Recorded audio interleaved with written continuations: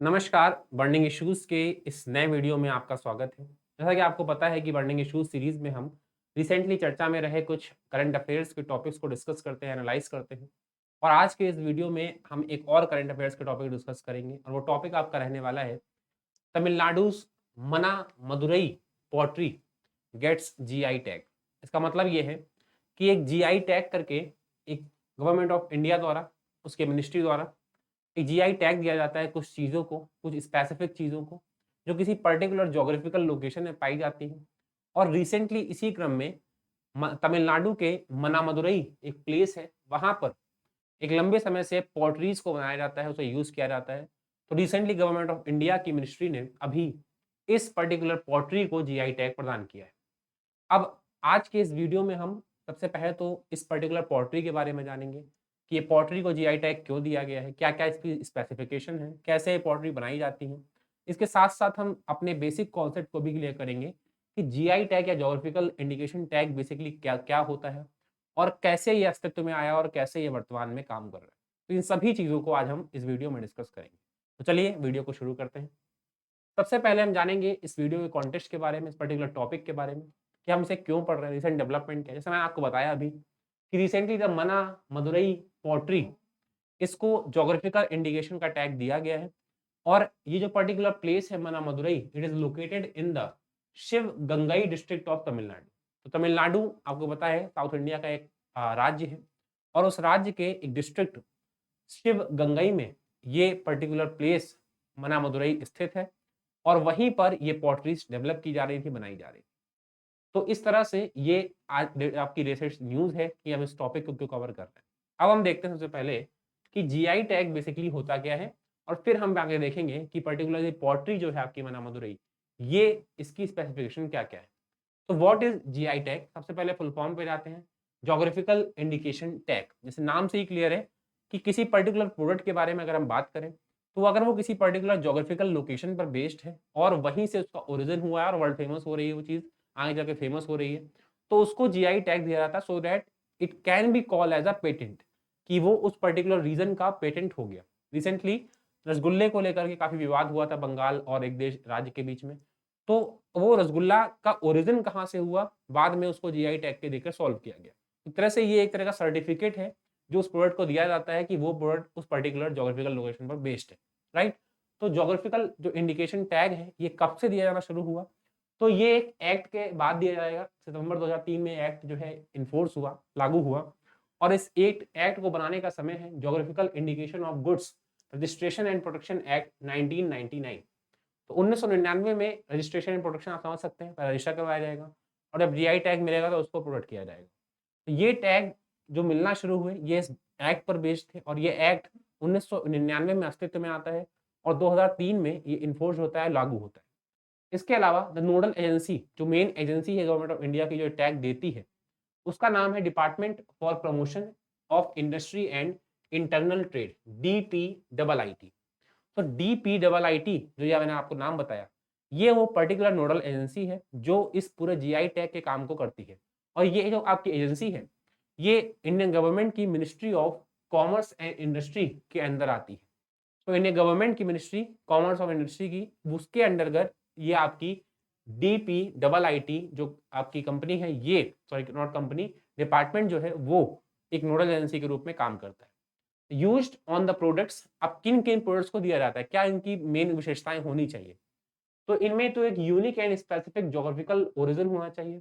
किसी particular geographical location से या रीजन से वो उस पर्टिकुलर प्रोडक्ट का ओरिजिन होना चाहिए और इसके साथ-साथ वो यूनिक भी होना चाहिए and possesses qualities attribution to their geographical origin, और इसके साथ-साथ क्वालिटी होनी चाहिए उसमें कि वो उस पर्टिकुलर ज्योग्राफिकल लोकेशन को रिप्रेजेंट कर सके और उसके सोर्सेस भी होने चाहिए कि हाँ, ये प्रोडक्ट का ओरिजिन वहीं से हुआ है। तो ऐसे में अगर कोई चीज़ फेमस होती है आगे चलकर तो उसको जीआई टैग दिया जा सकता है। Typically used for agriculture products, अब किन-किन कैटेगरीज़ में दिया जाता है? तो एग्रीकल्चर प्रोडक्ट्स आपकी पहली कैटेगरी है जहाँ पर दिया जा सकता है। इसके साथ-साथ फूड स्टफ्स, तो खाने की कोई चीज़ है उस पर दिया जा सकता है। वाइन, स्प्रिट ड्रिंक्स, हैंडीक्राफ्ट, हस्तशिल्प, इंडस्ट्रियल प्रोडक्ट्स या फिर औद्योगिक कोई भी प्रोडक्ट है उस, तो इन सभी कैटेगरीज़ में जीआई टैग किसी प्रोडक्ट को मिल सकता है। जैसा कि आपको पता है कि जिसकी हम बात कर रहे हैं अभी, ये पॉटरी में आता है और ये आपके हैंडीक्राफ्ट्स में आ सकता है और ये इंडस्ट्रियल प्रोडक्ट में भी आ सकता है। सादे रसगुल्ले की अगर बात करेंगे तो वो आपका कहाँ पर आएगा? फूड स्टफ्स में, राइट? तो इन सारी चीज़ों को क्या दिया जाएगा? जीआई टैग दिया जाएगा। जैसे बासमती चावल की बात होती है, तो वो एग्रीकल्चर प्रोडक्ट है, उसको भी जीआई टैग मिला हुआ है। तो इन सभी कैटेगरीज में कहीं न कहीं आपको हर प्रोडक्ट बिलॉन्ग करता हुआ दिखाई पड़े। अब क्वेश्चन आता है कि 2003 में ये एक्ट अस्तित्व में आया, अभी रिसेंटली इस पर्टिकुलर प्रोडक्ट को दिया गया, तो सबसे पहले किसको दिया गया, राइट? सबसे पहला जो जीआई टैग है वो दिया गया है किसको? Darjeeling tea of West Bengal. वेस्ट बंगाल की जो दार्जिलिंग टी है, सबसे पहले जो टैग दिया गया वो इसी को दिया गया। And one more thing to remember that ये पर्टिकुलर जीआई टैग जो है वो वैलिड रहता है कितने सालों के लिए? सिर्फ 10 सालों के लिए। 10 सालों के लिए वो जीआई टैग वैलिड रहेगा, फिर इसको रिन्यू करवाया जाएगा, राइट? तो ये कुछ बेसिक इन्फॉर्मेशन जो आपको हर हाल में पता होनी चाहिए कि जीआई टैग बेसिकली होता क्या है। अब हम बात करते हैं कि इस मन्नामदुरई पॉटरी के बारे में।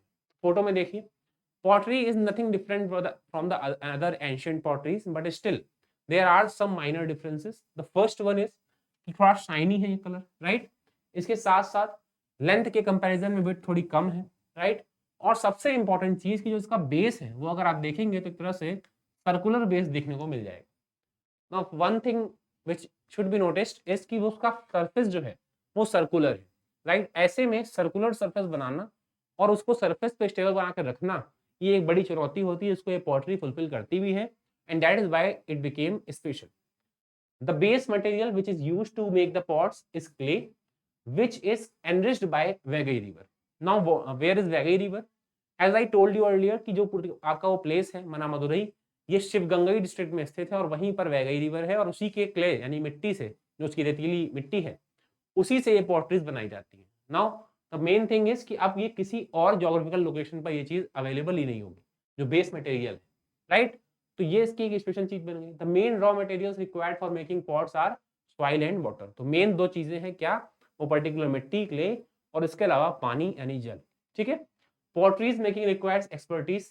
इस पॉटरीज को बनाने में एक्सपर्टीज चाहिए जो उन्हीं के लोगों द्वारा बनाई जाती है। अब इनमें क्या क्या एक्सपर्टीज चाहिए? Number one, in order to for the pot to be placed flat on the surface, the bottom of the pot needs to be perfectly round। जैसा मैंने आपको बताया कि जो बेस है वो क्या है? सर्कुलर है। ऐसे में परफेक्ट शेप देने के साथ साथ इसको सरफेस पे फ्लैट स्टेबल रखने के लिए भी एक एक्सपर्टीज चाहिए कि हाँ वो सर्कुलर जो सरफेस है तली है, वो तली जो है सरफेस पर स्टेबल बनी रहे, राइट? तो ये एक्सपर्ट्स ही कर सकते हैं। For the pots to be very strong requires the right proportion of mud, clay and heat। तो इसके अलावा इन जो रेतीली मिट्टी से पॉट बनाए जाते हैं अपेक्षाकृत थोड़ी सी कमजोर मिट्टी मानी जाती है, अनस्टेबल मानी जाती है। ऐसे में जो प्रपोर्शन यूज किया जाता है मिट्टी का, पानी का या फिर हीट का, ये भी एक्सपर्ट्स ही कर सकते हैं। कितनी आंच पे पकाना है, कितनी देर तक पकाना है और कितने अच्छे से पका सकते हैं ताकि वो लॉन्ग टर्म ये है सर्वाइव कर सके, स्टेबल रह सके। तो ये कुछ बेसिक एक्सपर्टीज हैं जो इस पॉटरी को कुछ खास बनाती है, दैट्स व्हाई इसको जीआई टैग दिया गया है। अब हम थोड़ा एक प्रोसेस की बात कर लेते हैं, how are these pots made. ये पर्टिकुलर जो मन्नामदुरई पॉट्स हैं इनको बनाने की एक प्रक्रिया है। हालांकि प्रक्रिया तो आपसे एग्जाम में नहीं पूछेगा, बट हाँ, consider the following statements about the Mannamadurai potteries करके एक स्टेटमेंट में आपको कुछ ना कुछ दे सकता है और कंफ्यूज कर सकता है। जनरली होता भी क्या है यूपीएससी एग्जाम में कि एक आधा स्टेटमेंट ऐसा होता है जो हमने शायद नहीं पढ़ा होता है और उसी में क्वेश्चन फंस जाता है। तो हम किस चीज को छोड़ेंगे नहीं, इसको भी समझ लेते हैं जल्दी जल्दी कि कैसे ये पॉट्स बनाए जाते हैं, क्या प्रोसीजर है। सबसे पहले क्या किया था? Sand is collected from the different parts of the district. उस नदी के किनारे के डिस्ट्रिक्ट में जो है उस सैंड को, उस क्ले को कलेक्ट किया जाता है एंड इसको क्या किया जाता है? Dried for the 2 days. सबसे पहले मिट्टी को कलेक्ट कर लिया और उसके बाद 2 दिन के लिए इसको क्या किया? ड्राई किया, सुखाया। देन इसको फिल्टर किया जाता है through sieving to remove various unwanted particles. अब वो मिट्टी सूख चुकी है, अब उसको क्या किया जाएगा? सीविंग मतलब एक तरह से छन्नी में छान करके एक मशीन के थ्रू जो भी अनवांटेड पार्टिकल्स उनको अलग कर दिया गया और जो आपकी मेन रेत है साफ सुथरी उसको एक तरफ कर लिया गया। तो पहला काम तो ये होगा कि मिट्टी को कलेक्ट करके सुखाया और उसको छान लिया। Now the slurry is mixed. अब जो भी मिक्सचर आपका बचा रेत का, उसको मिक्स किया जाता है sand and lead and graphite. तो लेड और ग्रेफाइट इस मिक्सचर में मिलाया जाएगा और एक सेमी लिक्विड टाइप का मिक्सचर तैयार किया जाएगा। अब इससे होगा क्या? लेड एंड ग्रेफाइट से ये मिट्टी में मजबूती आएगी, स्थायित्व आएगा और आपस में जुड़ी रहेगी, बहुत जल्दी चूर चूर नहीं हो जाएगी, right? Then the mixture is not rich in calcium, lime, ash, red lead, sodium silicate, manganese, iron and plasticising. अब इन सभी चीजों को मिला करके एक पर्टिकुलर मिक्सचर तैयार किया जाएगा, इन सभी जिनकी मैंने बात की। और इसके बाद उसको पॉटरी का शेप दिया जाएगा। And the pot is also painted in different colours. इसके बाद जब वो पॉट तैयार हो जाएगा तो फिर उसको डिफरेंट कलर्स में रेड, ब्लैक एंड जो भी शेड देना है कर करके उस पॉट को रेडी किया जाएगा, जो कि आप इस पिक्चर में देख भी सकते हैं। तो ये प्रोसीजर है जो आपको थोड़ा बहुत पता होना चाहिए। और ये प्रोसीजर में आप समझ ही रहे हैं कि जो सैंड यूज की जा रही है, जो क्ले यूज किया जा रहा है, वो कहाँ का है, उस पर्टिकुलर रिवर के आसपास का है। तो ऐसे में अगर मैं चाहूँ कि दिल्ली में बैठे कोई बना ले तो ऐसा नहीं हो सकता। That is why it was given the GI tag because of the these expertise, these specifications and also its geographical location, right?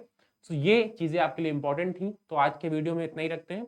इन चीजों को आप एक बार फिर से देखिएगा, रिवाइज कीजिएगा और आई होप कि वीडियो में आपको जो बताया गया है आपको पसंद आया होगा, कुछ इन्फॉर्मेशन, नई नई चीजें सीखने को मिली होंगी। जल्दी मिलते हैं बर्निंग इशू के एक नए वीडियो में, तब तक थैंक यू फॉर वॉचिंग।